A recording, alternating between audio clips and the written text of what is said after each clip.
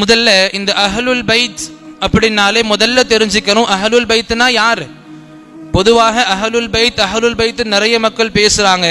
அஹ்லுல் பைத்தை பத்தி நம்ம ஆட்கள் யாரும் பேச மாட்டேன்ற மாதிரி விமர்சனங்களை முன்வைக்கிறாங்க.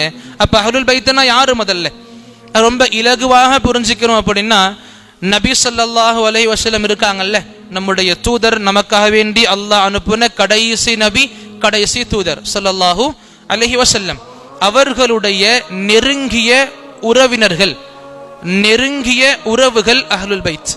யார் வருவாங்க? நபியுடைய மனைவிமார்கள், நபியுடைய பிள்ளைகள், நபியுடைய குடும்பத்தில் இஸ்லாத்தை ஏற்றியவர்கள். இன்னும் ரொம்ப சுருக்கமாக சொல்லணும் அப்படின்னா, நபியுடைய தாத்தா இருப்பாங்கல்ல, அப்துல் முத்தலிபுடைய குழந்தைகளில் யாரெல்லாம் இஸ்லாத்தை ஏற்றுக்கொண்டு நல்லறங்களை செய்கிறார்களோ அவங்க எல்லாம் அஹ்லுல் பைத் வருவாங்க. அப்துல் முத்தலிபுடைய வம்சத்தில். அப்துல் முத்தலிப் யாரு? நம்ம நபியுடைய அப்பாவுடைய அப்பா. அப்ப அப்துல் முத்தலிபுடைய பிள்ளைகள் நம்ம நபிக்கு பெரியப்பா, சித்தப்பாக்கள்.